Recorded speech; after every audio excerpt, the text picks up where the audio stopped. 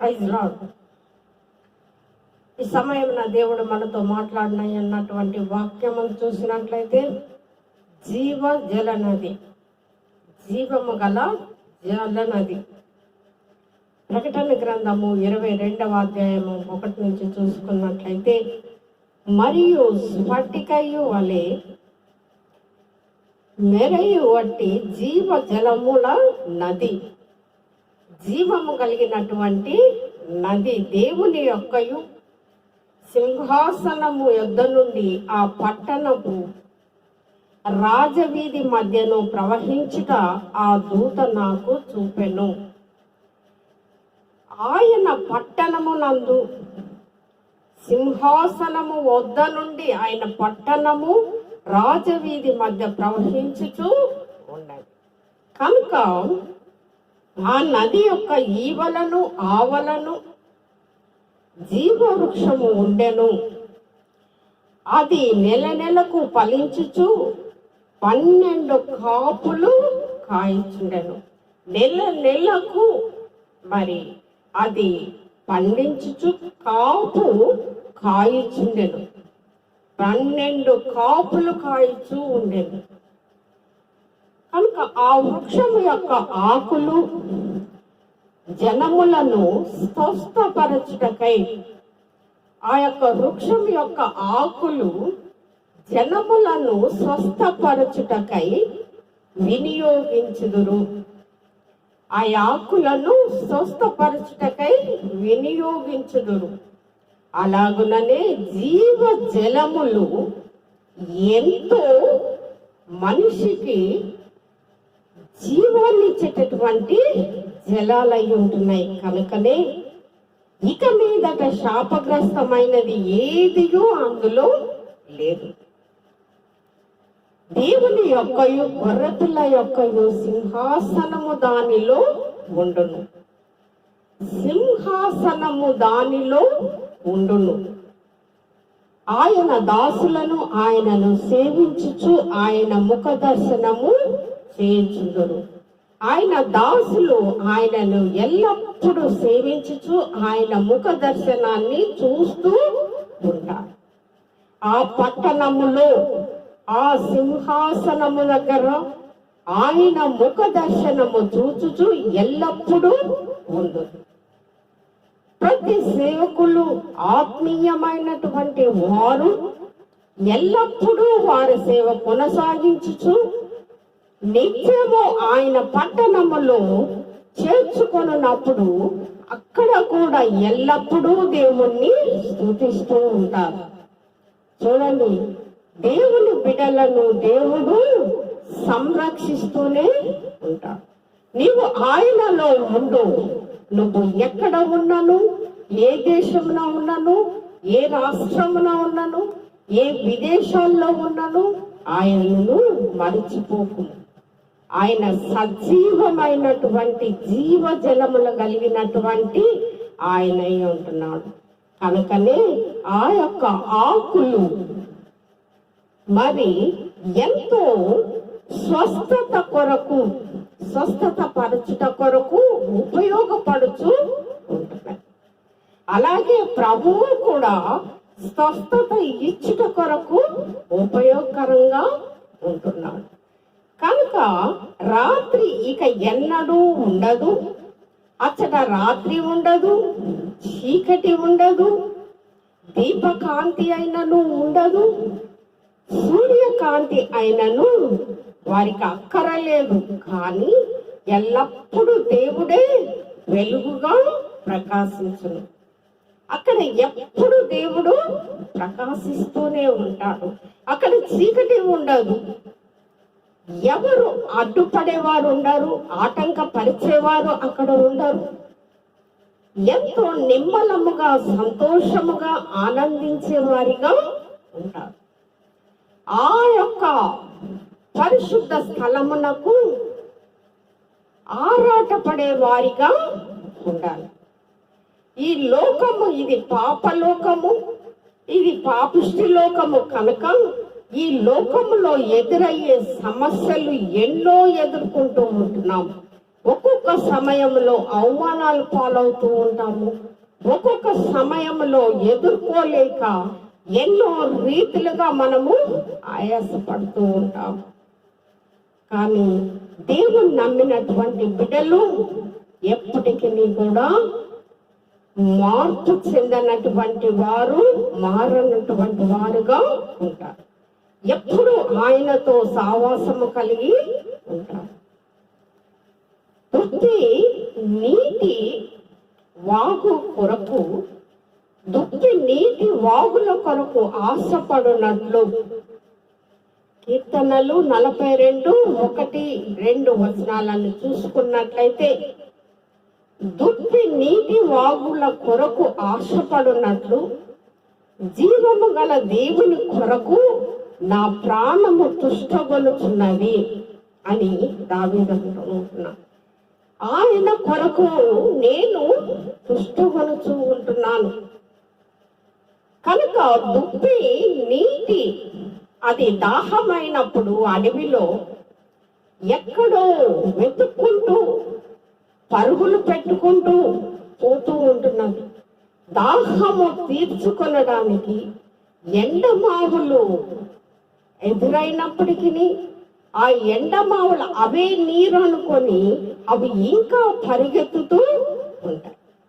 ఎలా దాహాన్ని తట్టుకోలేక నీటి కొరకు ఎలా పరిగెత్తుతూ ఉంటాయో, మనము దేవుని కొరకు ఆకలి దప్పులు గలవారమై ఉండాలి. అప్పుడే దేవుడు నీ ప్రార్థనను నిన్ను ఆలకించే దేవుడై ఉంటున్నాడు. కనుక ప్రతి విషయంలో మార్గములో తప్పిపోకుండా తుష్టగొని ఉండు. ఆయన కొరకు మనము తుష్టగొని ఉండాలి. దేవుని సన్నిధిని నేను ఎప్పుడు వచ్చదను, ఆయన సన్నిధిని నేను ఎప్పుడు కనపడగలను. ఆయన సన్నిధికి ఎప్పుడు వెళ్ళాలా, ఆయన సన్నిధిలో నేను ఎప్పుడు కనపడాలా. అవి మొరపెట్టుచూ ఉన్నవారు కానీ ఈరోజు ఎప్పుడు మన ప్రక్కనే మన ఇళ్లలోనే ఆయనను కనుగొంటూ ఉంటున్నాం. ఎప్పుడు ఆయనను వెతుకుతూ ఉంటున్నాం. సమస్యలు బాధలు వచ్చినప్పుడే కాదు, కానీ ఎల్లప్పుడూ మనము ఆయనని వెతుకుతూ ఉంటున్నాం. ఆయన అంటున్నాడు కదా, మీరు వెతకండి నేను దొరుకుతాను అని. కనుక మీరు ప్రతి విషయంలోనూ ఆవేదన చెందక, పరిస్థితులు తారుమారైనప్పుడు బాధపడక నిలకడగా నిలుచుండి ఆయన కొరకు ఎదురు చూసే వారిగా ఉంటాం. ఈ దినాలలో మరి ఎంతో మంది చూస్తూ ఉంటున్నాం. కన్న తల్లిదండ్రులను కూడా ఎక్కడో తెలియనటువంటి దారి మార్గంలో వదిలేసి వెళ్ళేటటువంటి దుర్మార్గులను కూడా మనం చూస్తూనే ఉంటున్నాం.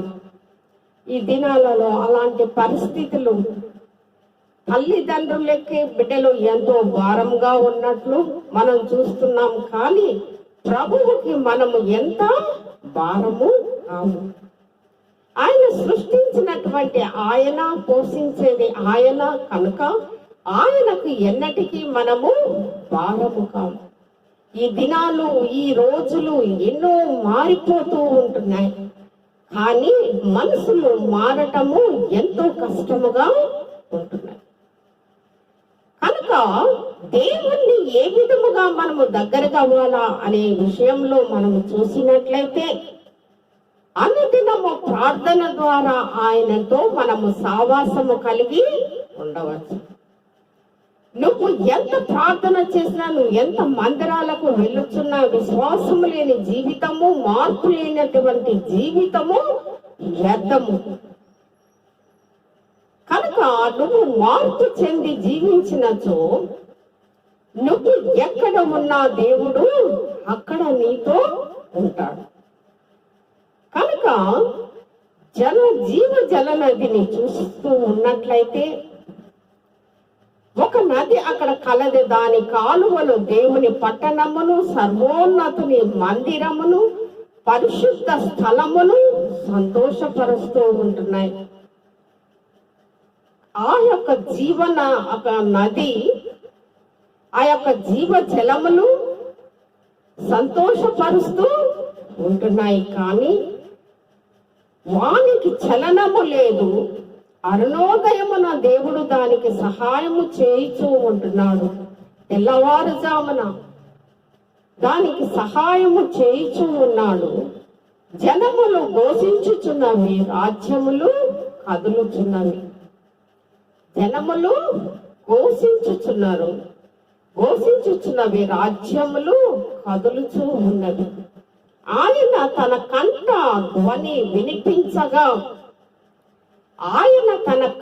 ధ్వని వినిపించగా భూమి కరిగిపోవచ్చున్నది.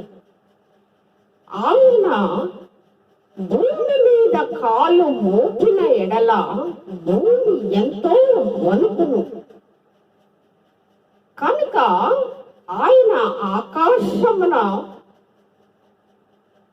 మరి మనల్ని చూస్తూ ఉంటున్నాడు. ఆయన తన శాశ్వతముగా ఆనందముతో అనుభవిస్తూ ఉంటారు. ఆయనతోటి తండ్రి అయిన దేవునితో కూడా యేసుక్రీస్తు అధికారము ఉంటున్నది. తండ్రితో కూడా కుమారునికి అధికారము ఉన్నది అని తండ్రి చెప్తూ ఉంటున్నాడు. ఈ సింహాసనము క్రొత్త భూమి మీద ఉంటున్నది. ఈ సింహాసనము క్రొత్త భూమి మీద ఉంటున్నది అని దేవుడు ఇక్కడ మాట్లాడుతూ ఉంటున్నాడు. కనుక దాని మీద ఉంటూ దేవుడు తన విశ్వాసాన్ని పరిశీలిస్తాడు. అక్కడ ఉండి దేవుడు విశ్వాసాన్ని పరిశీలిస్తూ ఉంటున్నాడు. దేవుడి యొక్క కనుదృష్టి అంతటా వ్యాపించి ఉన్నది. ఎక్కడ ఏమి జరుగుతున్నదో, ఎక్కడ ఏమి ఉన్నదో ప్రతిదీ ఆయన గమనిస్తూనే ఉంటున్నాడు. కానీ ప్రజలు దానిని ఆలోచించలేక పోతూ ఉంటున్నారు. అరే దేవుడు ఎక్కడ చూస్తాడో మనల్ని, ఎక్కడో స్వరంగంలో ఉన్నా, నువ్వు ఎక్కడో పాపాలు చేసినా, నువ్వు ఎక్కడో ధనము దాచిపెట్టుకొని ఉన్నా ఆయన చూచే దేవుడై ఉంటున్నాడు. తప్పకుండా ఆయన నిన్ను పట్టించే దినము కూడా చూపించే దేవుడై ఉంటున్నాడు. అది గ్రహించలేకపోతూ ఉంటారు. ప్రజలు ఎంతో అమాయకంగా ఉంటారు. కానీ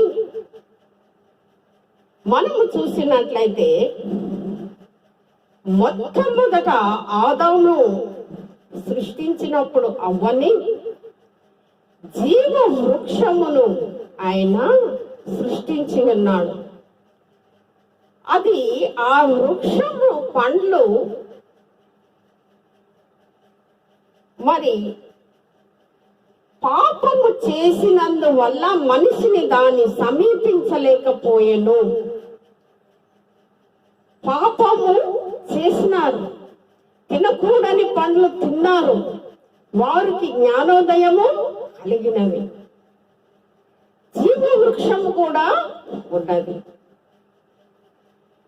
కానీ ప్రతి విషయంలో పాపము ద్వారా ప్రతిదీ పొందలేక పోతూ ఉంటున్నాను. నీ పాప జీవితము ద్వారా అనేక సమస్యలు అడ్డుగా వస్తూ ఉంటాయి. ప్రతిదీ అడ్డుకట్టగా వచ్చినప్పుడు నీ సమస్యలు కానీ, నువ్వు చేయుచున్నటువంటి పనులు కానీ అడ్డుగా గోడగా నిలబడుతూ ఉంటాయి. కనుక దేవునికి మించినటువంటి పాపములను చేయకూడదు. ఇప్పుడు ఎప్పుడు చూసినా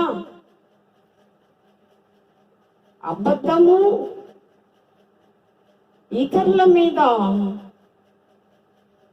చెప్పుటలు ఎంతో సులభముగా చెప్తూ ఉంటారు. కనుక పాపము చేసినందువలన మనిషి దాన్ని సమీపించలేక పోయి ఉంటున్నాడు. మనుషులకు ఈ జీవ వృక్షాన్ని మళ్ళీ సమీపించడానికి, ఆ యొక్క జీవ వృక్షాన్ని మరలా ప్రజలకి దగ్గరగా ఉండడానికి ప్రభు ఏం చేశాడు? మనతో ఆయన ఈ లోకానికి వచ్చి ప్రభు శిలువ మీద బలిగా తన ప్రాణమును పెట్టినందువలన తిరిగి సజీవముగా లేవడము మనం చూస్తూ ఉంటున్నాం. ఆయన ద్వారా జీవాన్ని పొందుకుంటూ ఉంటున్నాము. ఆయన మరణము ద్వారా రక్షణ పొందినాము. ఆయన మరణము ద్వారా జీవాన్ని మనం పొందుకుంటున్నాము. ఆయన ఎన్నో స్వస్థతలను దయచేసినాడు. స్వస్థత వరాలని ఇచ్చి ఉంటున్నాడు. కొంతమంది మంచిగా ఉపయోగిస్తూ ఉంటున్నారు, కానీ కొంతమంది వాటిని పనిగా పెట్టుకొని అదే విధముగా చేస్తూ ఉంటారు. కనుక ప్రతి విషయంలోనూ ఆయన ఏడుపు ద్వారా కూడా మంచి జరుగుతూ ఉంటున్నది. లాజరుని సమాధిలో నుంచి లేపినప్పుడు ఆయన లాజరు కొరకు ఎంతో దుఃఖించినాడు. అంటే లాజరుని ఎంతగా ప్రేమించినాడో. కనుక ఆయన ఏడుపు ద్వారా ఆయన జీవాన్ని పొందుకున్నాడు. చూడండి, ప్రతిదీ ఆయనలో జీవం ఉన్నది. ఆయన ఏడుపులో జీవం ఉన్నది. యెరూషలేము గురించి ఆయన దుఃఖించినాడు. ఇలాగా ఆయన ప్రతిదీ చూసి దుఃఖించినప్పుడు అనేక మంచి పనులు జరుగుతూ ఉంటున్నాయి. మరి ఆ ఫలాన్ని ఒక్కసారి రుచి చూచిన చాలు ఈ పాపిష్టి లోకములో యుగాల తరబడి దేవుని ప్రజలను ఆ పండు ఒక్కటి మీరు రుచి చూచినా చాలు. పాటలు కూడా ఉంటున్నాయి కదా, రుచి చూచి ఎరిగి తిని యెహోవా ఉత్తముడనియు. కనుక రుచి చూచి మనము దేవుణ్ణి ఎరుగుతూ ఉంటున్నాము. కనుక యుగాల తరబడి దేవుని ప్రజలను పీడించిన బాధలన్నీ కూడా అంతరించిపోతాయి. ఎంతో పీడిస్తున్నటువంటి బాధలు మనల్ని విడిచి అంతరించిపోతాయి అని దేవుడు మాట్లాడుతూ ఉంటున్నాడు. కనుక ఆ ఫలము జీవ ఫలము, అది జీవాన్ని ఇచ్చే ఫలం అయి ఉంటున్నది. కనుక దాన్ని మనము పొందుకునే వారిగా ఉండాలి. కనుకనే ఆయన జీవాత్మ, కనుక అది మనము పొందుకోవాలి. శాశ్వత యుగాలలో విశ్వాసులు ప్రవేశించడముతో వారి సేవ ముగియదు. కనుక యుగ యుగాలకు అలనాటి సేవకులు, మనకంటే ఎంతో మంది భక్తులు, సేవకులు, దేవునితో మాట్లాడినటువంటి వారు విశ్వాసులు ప్రవేశించడముతో శాశ్వత యుగాలలో ఆయన రాజ్యములో వారి సేవ ముగియదు. అంటే వారి సేవ కొనసాగుతూనే ఉంటున్నది. దేవుని ఎడల కొనసాగుతూనే ఉంటున్నారు. కనుక ఆనందముగా వారికి దేవుణ్ణి సేవించే అత్యధిక భాగ్యము కలిగించినాడు. దేవుణ్ణి సేవించుటకు అత్యధికముగా భాగ్యాన్ని దయచేసి ఈ సేవ పాపము ఉండదు. ఇక పాపము ఉండదు, ఏ లోపము నీ దరికి రాదు, ఎవరు కూడా నిన్ను ఎదిరించలేదు. అక్కడ రాత్రి ఏమీ ఉండదు, అక్కడ రాత్రి ఉండదు, ఎప్పుడు వెలుతురులో జీవిస్తూ ఉంటారు. అలాంటి ఫలాన్ని మనం పొందుకోవాలన్నప్పుడు ఎల్లప్పుడూ మన జీవితంలో ఫలించే వారిగా ఉండాలి. నీవు ఆత్మలో విశ్వాసంగా వెదగాలి. నీవు ఆత్మలో నుంచి తొలగిపోకూడదు. అప్పుడే నువ్వు ఆయన రాజ్యములో చేరగలుగుతావు. ఆయనతో ఉత్సాహముగా, ఆనందముగా, ఆరాధనతో, పాటలతో సంతోషముగా గడుపుతావు. ఈ లోకము శాశ్వతము కాదు. ఈ లోకములో అన్ని శ్రమలే, అన్ని దుఃఖములే. మరి ఇవన్నిటినీ దాటి మనము ఆయన రాజ్యానికి చేరాలన్నప్పుడు ఈ శ్రమలన్నీ కూడా భరిస్తూ ఉంటున్నారు. చాలా మంది తట్టుకోలేక మరణించిన వారు ఉంటున్నారు. శ్రమలకు ఎంతో మంది బలైనట్లు మనం చూస్తూ ఉంటాం. అంటే దేవుడు అంటున్నాడు కదా, భయపడకుడి, నేను ఉన్నాను మీ మధ్య అని ధైర్యాన్ని ఇచ్చే దేవుడు అయి అంటున్నాడు. ఈ దినాలలో తల్లిదండ్రులు కూడా అలాంటి ధైర్యాన్ని పంచరేమో కానీ ప్రభు ధైర్యాన్ని పంచుతూ భయపడకుడి అని మనతో మాట్లాడుతూ ఉంటున్నాడు. ఆ సమయము, ఆ దినములో ఆయన ఎల్లప్పుడూ మనతోనే ఉంటూ మనల్ని కాచి కాపాడుతూ ఆయన రెక్కల కింద ఎంతగానో భద్రపరుస్తూ ఉంటున్నాడు. కనుక దీపకాంతి కాని, సూర్యకాంతి కాని అక్కడ ఉండదు. ప్రభువే వెలుగై ఉంటున్నాడు. ఇదిగో నేను త్వరగా రాబోతున్నాను అని ప్రభు మాట్లాడుతూ ఉంటున్నాడు. ఇదిగో నేను త్వరగా వచ్చుచున్నాను. చాలా మంది అనుకుంటూ ఉంటారు, ఇదిగో ప్రభువు వచ్చుచున్నాడు అని. ఇంకా మనము స్వార్థ ప్రకటిస్తూనే ఉంటున్నాము. మరి ఆయన ఇంకా రాలేదు కదా, ఆయన వచ్చేది ఎప్పుడో, అప్పుడు చూసుకుందాము అని మరికొంతమంది అనుకుంటూ ఉంటారు. కానీ ఎంతో మంది కొరకు, మార్పు చెందు ప్రజల కొరకు ఆయన ఎదురు చూస్తూ ఉంటున్నాడు. మారు మనసు పొంది ఆయన కొరకు ఎదురు చూచు వారి కొరకు ఆయన ఇంకా ఆలస్యము చేయుచున్నాడు. చాలా మంది ఆలస్యాన్ని భరించలేకపోతూ ఉంటారు. కొంచెము ఆలస్యం అయినచో విసిగిస్తూ ఉంటారు, విసుగు చెందుతూ ఉంటారు. ఎన్నో రీతులుగా మాట్లాడుతూ ఉంటారు. ఎందుకు? ఆలస్యము అయినందుకు. ఆలస్యము మంచిదే అని దేవుడు అంటూ ఉన్నాడు. ఒకవేళ నువ్వు పోవచ్చున్న ప్రయాణములో, మార్గములో అపాయములు ఉండవచ్చు. ఆ యొక్క మార్గంలో ఎన్నో గండాలు ఉండొచ్చు, ప్రమాదాలు పొంచి ఉండవచ్చు. అందు నిమిత్తమే ఆయన ఆలస్యం చేస్తున్నాడేమో, అది గుర్తించరు ప్రజలు. కనుక ఆలస్యాన్ని మాత్రమే విసిగించుకుంటూ ఉంటారు. ఆలస్యము ఎంతో మేలైనది. దేవుడు ఆలస్యాన్ని ఇస్తూ మనిషిని ఎంతగానో కాపాడుతూ ఉంటున్నాడు. అక్కడికి వెళ్ళినట్లయితే ఏదో ఒక అపాయము జరగవచ్చునని ఆయనకు తెలిసే ఉండను. కనుక అపాయము నుండి నిన్ను సంరక్షించేది ఆయనే.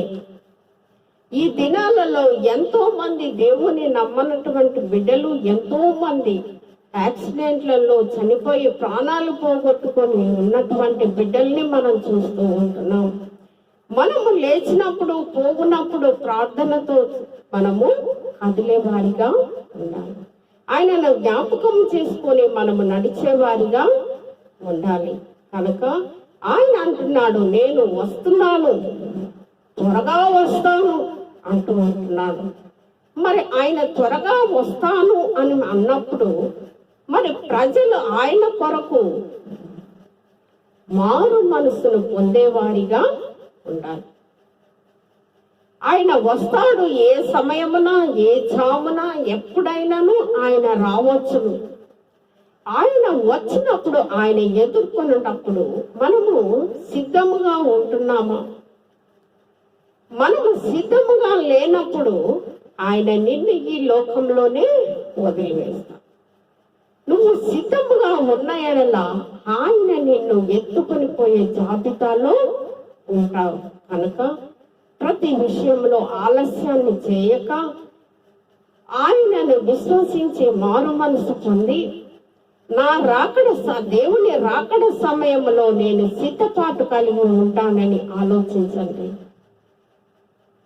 ప్రజలారా, ఈ మధ్య జరుగుతున్నటువంటి ఈ లోకంలో భయంకరమైనటువంటి శోధనలు ఎదురైతున్నప్పటికీ ఎంతో మంది క్రైస్తవులు ఎన్నో ఆటుపోట్లు తట్టుకొనొచ్చు, ఎన్నో బాధలను దేవుడు తప్పిస్తూ, అనేక సాతాను అల్లకొల్లోలము చేస్తున్న వాటి నుండి తప్పిస్తూ సంరక్షిస్తూ, మరి నిన్ను ఎంతగానో జీవాన్నిచ్చి ఆయన భద్రపరుస్తున్నటువంటి దేవుడై అంటున్నాడు. కనుక ఈ మరణావస్థ స్థితిలో మనము జీవిస్తూ ఉంటున్నాము. కనుక మరొకసారి మీరు అర్థం చేసుకోండి.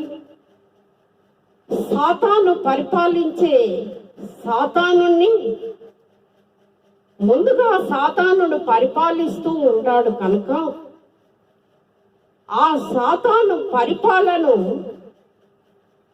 తుడిచిపోవులాగన దేవుడు చూస్తూనే ఉంటున్నాడు.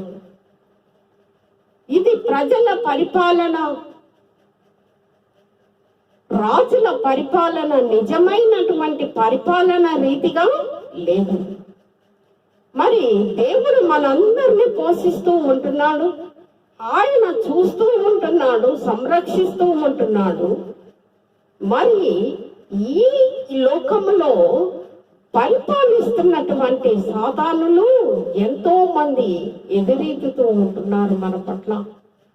కనుక జాగ్రత్తగా ఉంటూ ఎవరు మంచి చెడ్డలను తెలుసుకొని ముందుకు కొనసాగండి. తప్పకుండా సాతానుని దేవుడు ఎప్పటికీ అనగదొక్కే దేవుడై అంటున్నాడు. కనుకనే అతడు దేవుడు మాటలను కూడా తప్పింపు చేస్తూ ఎన్నో రీతులుగా హింసించినటువంటి పాపము మూటగట్టుకొని జీవిస్తున్నటువంటి పరిపాలనలో అంతమొందించేది దేవుడే. కనుక దేవుడు గొప్పవాడు. ప్రతి విషయంలోనూ, ప్రతి దానిలో నీ పాపము వలన నీకు వచ్చు శాపము మరణము అని దేవుడు రాయబడి అంటున్నాడు. కనుక శాపముగా పరిపాలించిన ప్రతి ఒక్కడు కూడా మరణానికి దాసుడై. కనుక మనము ప్రార్థనలో మెలకువగా ఉండి ప్రార్థించే వారిగా ఉంటూ ఎవరిని వెన్నుకోవాలనా అనేటువంటిది నిర్ణయించుకోమని మరొకసారి ప్రార్థిస్తూ ఉంటున్నాను. ఆమేన్. ప్రార్థించుకుందాం. పరిశుద్ధుడా, పరిశుద్ధుడా, కనికరం గల మా పరలోకపు తండ్రి, ఈ సమయము దినాన్ని నాకు ఇస్తూ ప్రతి విషయంలోనూ, ప్రతి ఒక్క వాక్యములోనూ నా ప్రభువ నీ తెలివి జ్ఞానము చొప్పున నడిపిస్తూ, ప్రభువ ప్రతి విషయంలోనూ ధైర్యపరుస్తున్న ప్రభువ ముందుకు నడిపిస్తున్నా నీకు వందనాలు, స్తోత్రాలు చెల్లిస్తూ ఉంటున్నాం. ప్రతి విషయంలోనూ ప్రభువ నాయన ఎంతగా హింసింపబడ్డారు క్రైస్తవులు, అంతగా అట్టి హింసించినటువంటి వారికి శిక్షగా ప్రభువ మరణాన్ని ఇచ్చే దేవుడివి. కనుక మరి ఎన్నో అపాయమైనటువంటి వాటిలో మరణించినటువంటి వారు, సువార్త సేవకు అడ్డపడినటువంటి వారిని తొలగించి వేయమని ప్రార్థిస్తూ ఉంటున్నాం. ఎంతో మంది పుట్టిన దినాలను చేసుకొనొచ్చు దేవా, వారికి ఆశీర్వాదాన్ని దయచేసి వారి కుటుంబాలను ఆశీర్వదించి మెండైన దీవెనలు, ఆయుర ఆరోగ్యములను దయచేసి తిరిగి మరలా వెయ్యేళ్ళ పుట్టిన దినాలను మరలా వారు జరిపించుకొనుటకు సహాయం చేయమని ప్రతి కుటుంబాన్ని చూసి నా ప్రభువా చూసే దేవుడివి కనుక ప్రతి విషయంలోనూ, అపాయంలోను, సమస్యలోను, దుఃఖంలోను ప్రతిదీ కూడా తుడిచివేయమని ప్రార్థిస్తూ ఉంటున్నాను. ప్రతి విషయంలోనూ ప్రభువా మాకు తోడుగా ఉంటూ నడిపిస్తూ ఆరోగ్యాన్ని దయచేస్తూ ప్రతి క్రైస్తవుని ప్రభువా వారి హృదయాలను నా వాక్యము నాటింపబడి అనుదినము నీ వాక్యము ద్వారా నా ప్రభు ప్రతి విషయంలోనూ జయం పొందుటకును ప్రతి ఒక్కరు నా ప్రభువా ఈ సమయంలో నిన్ను ప్రార్థించి జరిగిపోయిన మరి చెడ్డ దినములను గురించి ప్రభువా ఈ యొక్క పరిష్కారాన్ని నువ్వే తీర్చమని ప్రతి విషయంలో మీరు తోడుగా ఉండమని మరి గర్భిణీ స్త్రీల కొరకును ప్రభువ అంతేకాకుండా ప్రభువ పెళ్లి చేసుకున్నటువంటి వారి కొరకును ఇంకా పెళ్లి కానటువంటి వారి కొరకును ఉద్యోగుల కొరకును ప్రభువ ఇంకా ఆపదలో ఉన్నటువంటి వారి కొరకును అనారోగ్య స్థితిలో ఉన్న వారి కొరకును ప్రతి ఒక్క బిడ్డను నీ హస్తములకు అప్పచెప్పుతూ ప్రతి విషయంలోనూ ప్రభువ వారికి తోడుగా ఉండి వారిని ధైర్యపరిచి నడిపించమని ఆరోగ్యములు దయచేసి మెండైన ఆశీర్వాదములు దయచేయమని మా ప్రభు మా రక్షకుడైన యేసుక్రీస్తు నామమున అడిగి వేడుకొనుచున్నాం తండ్రి ఆమేన్. ఈ సమయమున ఉన్నటువంటి వాక్యమును సబ్స్క్రైబ్ చేసుకోమని లైక్ చేసి ఇతరులకు చేరలాగిన సహాయపడమని ప్రతి ఒక్క విషయంలో నీ ఆదరణతో నా ప్రార్థన మీ అందరి కొరకు ప్రార్థిస్తూ ప్రతి విషయంలోనూ దేవుడు సమయాన్ని దినాన్ని ఇస్తూ ప్రతిదీ నడిపిస్తున్న విధానాన్ని బట్టి దేవునికే వందనాలు స్తోత్రాలు చెల్లించుకుంటూ సెలవు తీసుకుంటున్నాను. ఆమేన్.